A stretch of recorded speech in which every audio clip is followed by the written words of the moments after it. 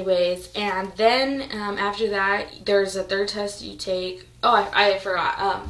Right after the ASVAB, I don't know if it's just the Navy or if all the branches do it, but there's this little test you have to take where it gives you like all these words, and then it gives you like all the words have like a 6 or 5 digit number after it, and then you have to look. We have like 4 seconds to, like, it'll tell you avocado, and then you're like, okay, avocado, okay, 00600, and then you have to look down for the 06000 to like click the answer, like A, B, C, D, or E, and then you only have like 4 seconds because then everything just goes blank, and then you're like, you only have the options, and you're like, ah, shit, So that one was pretty crazy. I mean, I felt like a ninja if I got one right, But anyways, and then after that we had to take a test, and it was just like computer knowledge, like how much you know about computers. Like it asked, like, if I wanted to make a presentation, what program would I use? And you're like, oh, okay, PowerPoint, But then it got really hard, and some of the questions were just ridiculous. Like I had no idea what any of that meant. Codes and something. I don't really know. But anyways, after that, I sat around and I waited for the guy I went up there with for like 20 minutes, and I started before him and I finished like 20 minutes before him, which immediately I was like, oh shit, I sped way too fast through that test. And I think that's what my problem was, like I think that I was just so nervous about time that I just was like if I didn't know, I would just like freak out and I'd just click a random answer and go on. I didn't take the time to actually solve it or like think about it because I was just so nervous about like running out of time and getting like a 10 on it. So that was my downfall, I think. But anyways, then we went back out and I waited for the guy, and when we sat in the lobby, they were playing like MTV, and it was like Silent Library and Jackass and stuff like that we were watching. And so I mean, that was kind of cool. They let us watch whatever we wanted, and I was with a bunch of guys that time. I think there was maybe 2 other girls there, which is the case most of the time. So ladies, just so you know, Navy or military in general is not a bad place to hang out. Anyways, so my recruit friend came back out. We called our recruiter, and he came and got us, and it was Petty Officer Brennan, he's a new guy in the office too, just like Starks. And on the way back, he just talked us about our scores, and the guy I went up with, I think he got a 93 on the test, which it's out of 99. So, he's pretty much a friggin' genius.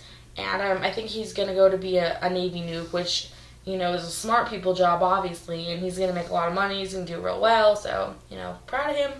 I, on the other hand, got like 30 points less than him, which in the Navy, you only need to get a 50. A lot of people that don't pass, I mean, they have to retake it a couple times, so I don't feel that bad.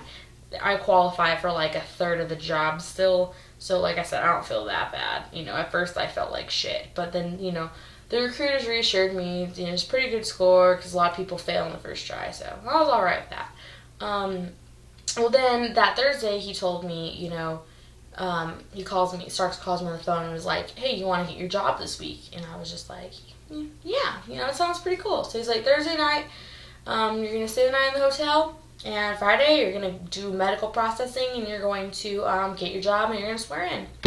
Which I thought, that was pretty cool, that happened, really fast, but, like, the more I learned about it and the more stuff I did, the more I wanted to keep doing, after the ASVAB and I saw some of the jobs I could have, I was like, I'm ready to get on this, I'm ready to leave and everything.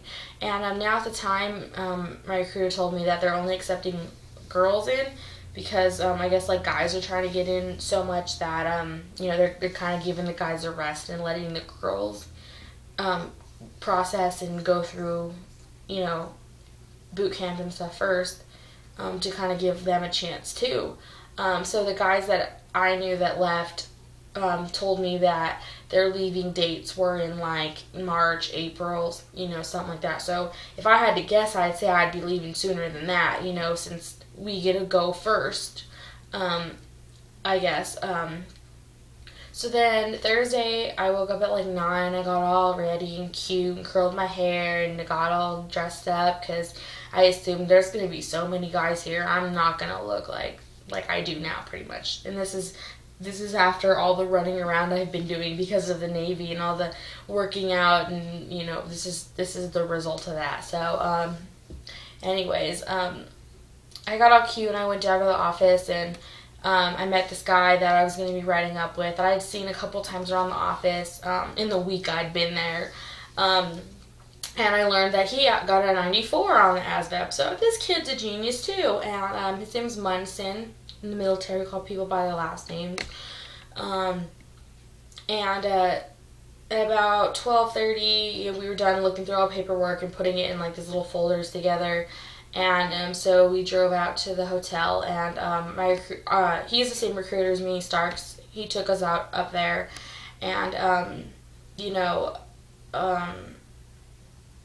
the three of us have a lot of fun together. We do stupid crap, you know. We have like the funniest and most interesting conversations. So it's like the people you meet are, you know, they're going through the same things as you, so it's just really easy to get along with them, and they're really good people, you know. So that's another thing that I really like about, you know, going to the military. Everyone's in the same situation, you know. Nobody's no better or no worse than you are. Anyway, so we get to the hotel, and it's the Sheraton, and on like 16th and something or another. It's a really nice hotel. It's the one with there's a bridge between the two buildings, and it's just fancy, and there were so many like business people there. I mean, like, I felt like just such a little kid, you know, because everyone there was like 40, 50, 60 years old, you know. There was some international Microsoft convention going on, so there was people from every kind of country you could think of, speaking every kind of language you could ever imagine, you know. So I thought that was pretty cool too. Well, then they gave us a ticket to eat dinner for free and to eat breakfast for free the next morning.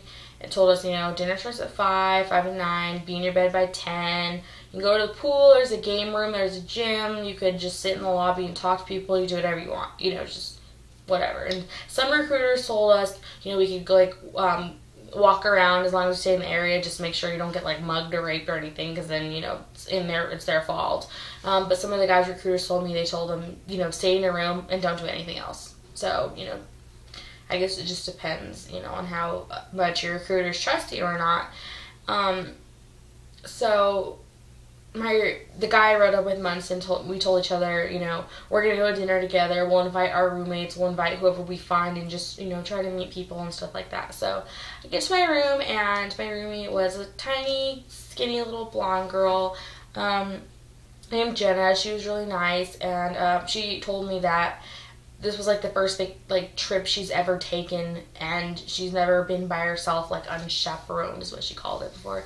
And she was just really, really shy, and she's from a really small town kind of far away, so she didn't really know what to expect, and she was just kind of nervous, you can tell. So I invited her down to dinner with me and Munson, and we went like right at 5 because I haven't been eating a whole lot, trying to be thin pretty much.